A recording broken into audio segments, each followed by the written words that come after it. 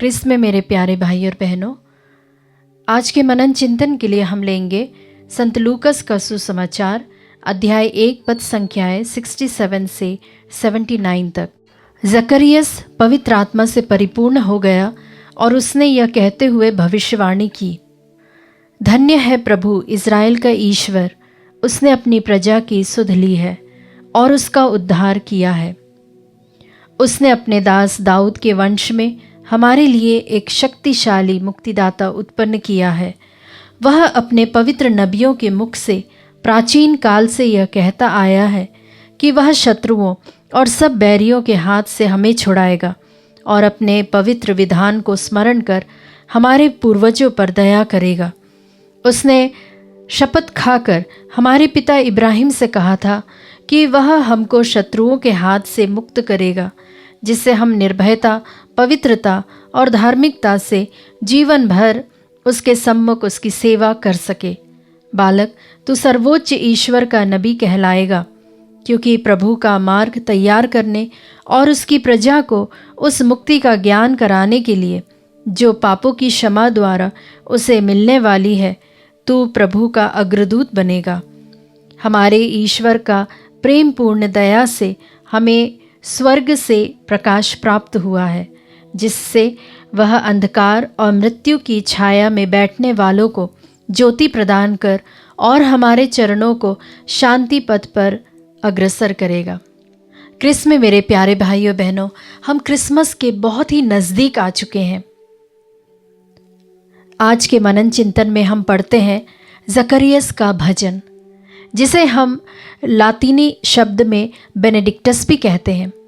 जब हम इसे पढ़ते हैं पद संख्या 68 से 75 तक, हम यहाँ पर उस ईश्वर की महिमा गान के बारे में सुनते हैं जिसके बारे में पुराने नियम से अब तक भविष्यवाणी की गई थी।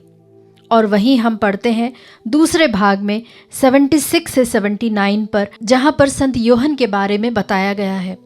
संत यूहन्ना को एक ऐसे नबी के रूप में दिखाया गया है जो ईश्वर के मार्ग को, प्रभु यीशु के आने की तैयारी में लोगों को पश्चाताप के लिए तैयार करता है, ताकि इजरायली लोग अपने आप को प्रभु यीशु को स्वीकार करने के लिए तैयार कर सके। प्यारे मित्रों, हमने बाइबल के अलग अलग दृष्टांतों में कई प्रकार के चमत्कार सुने, जहाँ पर अंधे देखने लगते हैं, गूंगे बोलने लगते हैं, बहरे सुनने लगते हैं इत्यादि। पर वहीं पर हम देखते हैं जहाँ पर जकरियस प्रभु का दर्शन होता है तो वह गूंगा बन जाता है।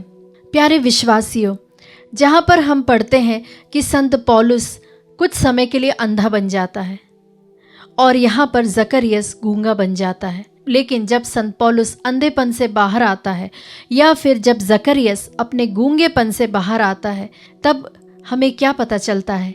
वे ईश्वर की महिमा गान करते हैं। वे एक ईश्वर के नए प्रतिरूप बन जाते हैं। उनका पूर्ण रूप से ट्रांसफॉर्मेशन हो जाता है।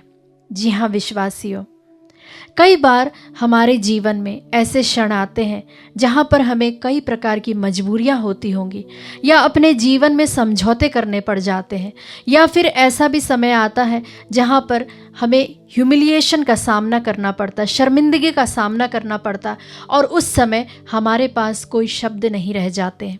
आज प्रभु ऐसे लोगों को प्रोत्साहित करते हैं कि प्रभु हमारे अंदर एक नयापन, एक नई सृष्टि बनाने की तैयारी में है।